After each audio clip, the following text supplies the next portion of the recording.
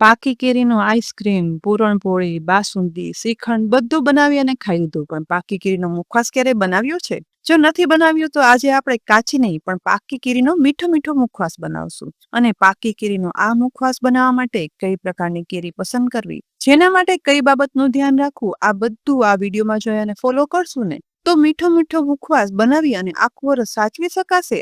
અને કેરીની સિઝન વગર પણ કેરીનો સ્વાદ આખું વરસ માણી શકાય. પાકી કેરીનો મુખવાસ બનાવવો છે ને માટે 3 બાબતનું ધ્યાન રાખી અને કેરી પસંદ કરવાની. તો જ પાકી કેરીનો મુખવાસ છે ને તે પરફેક્ટ અને આખું વરસ સાચવી શકાય ને તેવો બનશે.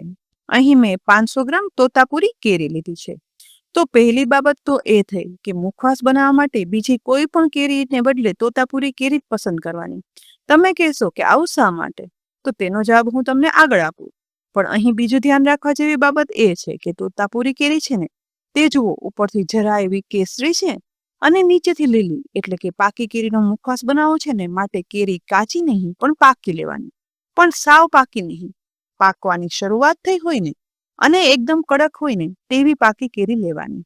જો કેરી ઉપરથી જોઈને ખ્યાલ ના આવે ને તો અહીં જુઓ કેરીની છાલ ચપ્પુ વડે કાઢશું, જેથી ત્રીજી બાબત અહીં ધ્યાન રાખવા જેવી એ પણ દેખાશે કે છાલ કાઢતા જ અંદરથી કેરીનો કલર છે ને તે થોડી એવી આછી કેસરી કલરની છે, એટલે કે પાકવાની શરૂઆત થઈ છે પરંતુ પૂરી પાકી નથી.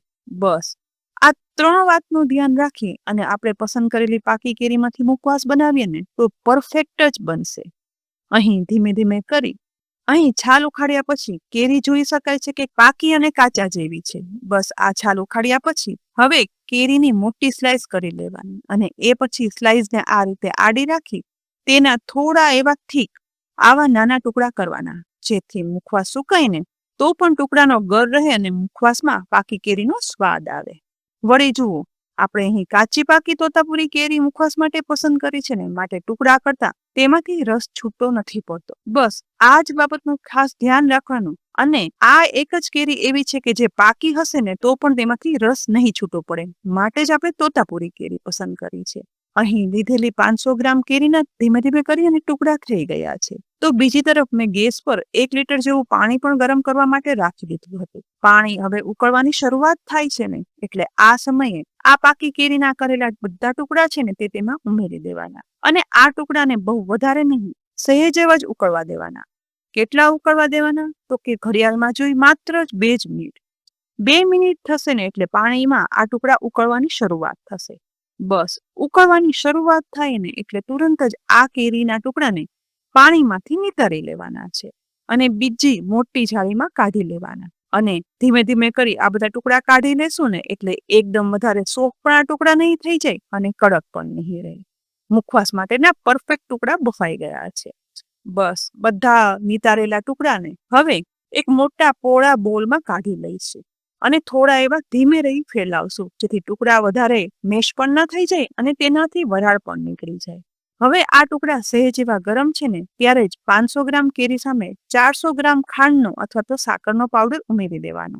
એ પછી ચમચાથી નહીં પરંતુ આ રીતે આખું બોલ હાથમાં લઈ અને ચલાવવાનું. સહેજ સહેજ ચલાવતા જ કાચી કેરીમાં આ ખાંડ છે ને તે સહેજ એવી મિક્સ કરવાની છે, જેથી ટુકડા પણ આખા રહેશે અને ખાંડનો પાવડર અહીં જો બરાબર મિક્સ ના થાય ને તો પણ કંઈ વાંધો નહીં. એ પછી હવે આ બોલને ઢાંકણ ઢાંકી દઈશું. કેરીના ટુકડાને ખાંડ સાથે ઢાંકી 24 કલાક એમ જ રહેવા દેવાની, જેથી ખાંડનું પાણી થઈ જશે અને તે કેરીના ટુકડામાં અંદર સુધી શોષાઈ જશે, જેથી એકદમ મીઠો આ મુખવાસ બની અને તૈયાર થાય છે. અંદાજે 24 કલાક પછી ઢાંકણ ખોલતા અહીં જુઓ ખાંડનું પાણી થઈ ગયું છે અને પાકી કેરીએ ખાંડનું પાણી શોષી અને એકદમ પારદર્શક પણ આ ટુકડા થઈ ગયા છે.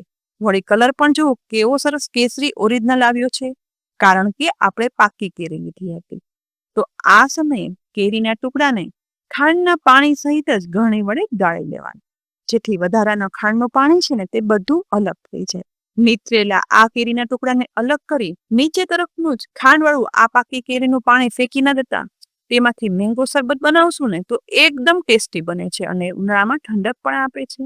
હવે બીજી તરફ કેરીના ટુકડાને છે ને એક એક અલગ કરી આ રીતે કિચન નેપકિન પર ફેલાવી દેવાના છે, જેથી સુકાયા પછી દરેક ટુકડો છે ને તે અલગ અલગ રહે અને એકબીજા સાથે ચીપકી ના જાય. માત્ર સહેજ જ એવી પાકી કેરી લીધી હતી એટલે ખાંડ મિક્સ થઈ અહીં કેરીના ટુકડાનો કલર પણ ઓરિજિનલ કેટલો સરસ આવ્યો છે. બધા ટુકડા ફેલાવાઈ જાય ને એટલે આ કેરીના ટુકડાને તડકામાં 2 દિવસ અને જો ઘરમાં તડકો ના આવતો હોય ને તો પંખા નીચે 3 થી 4 દિવસ સૂકવવાના, જેથી તે બરાબર સુકાઈ જશે. અહીં મેં 2 દિવસ તડકામાં આ ટુકડા સૂકવ્યા હતા. એ પછી સુકાય આ ટુકડા જુઓ, કેરી પાકી હોવાથી ઉપરથી એકદમ સુકાઈ ગયા છે, અંદરથી સોફ્ટ રહ્યા છે. આખું વરસ સાચવી શકાય ને તેવી પાકી કેરીનો મુખવાસ બની અને આ તો તૈયાર થઈ ગયો. અહીં આ કેરીના મુખવાસને વધારે મીઠો બનાવવો હોય ને તો ઉપરથી ખાંડનો પાવડરમાં આ કેરીના ટુકડાને રગદોળી શકાય, પરંતુ ઓલરેડી આ મીઠું જ મુખવાસ બન્યો છે, જેથી મેં ખાંડનો પાવડર ઉપરથી નથી ઉમેર્યો. હવે બનેલા પાકી કેરીના મુખવાસને એરટાઇટ કન્ટેનરના જારમાં ભરી અને રાખી દો ને, આખું વર્ષ નોર્મલ રૂમ ટેમ્પરેચર પર તે સારો રહે છે. બસ ધ્યાન એ જ રાખવાનું કે તેને બહારની હવા ના લાગવી જોઈએ. પછી આખા વર્ષમાં ગમે ત્યારે કેરીનો સ્વાદ લેવો હોય ને તો માત્ર એક ટુકડો મોંમાં મૂકો એટલે કેરીનો સ્વાદ અને મજા આવી જશે. તો ફ્રેન્ડ્સ, આજે એકદમ નવી રેસીપી પાકી કેરીનો મુખવાસ તમને કેવો લાગે? ચોક્કસથી પાકી કેરીની સિઝન છે ને તો બનાવી લેજો, જેથી આખું વર્ષ તેનો આનંદ માણી શકાય. રેસીપી ઉપયોગી અને સરસ લાગી હોય ને તો આ વિડીયોને લાઈક કરી અને શેર કરી દેજો. સાથે જ અમારી યુટ્યુબ ચેનલ સબસ્ક્રાઇબ કરી અમારા ફેસબુક પેજને પણ લાઈક કરી અને ફોલો કરી લેજો, જેથી આવનારી અનેક રેસીપીના અપડેટ્સ તમને તુરંત જ મળે. આવતીકાલે ફરી મળશું એક નવી રેસીપી સાથે. ત્યાં સુધી આવજો.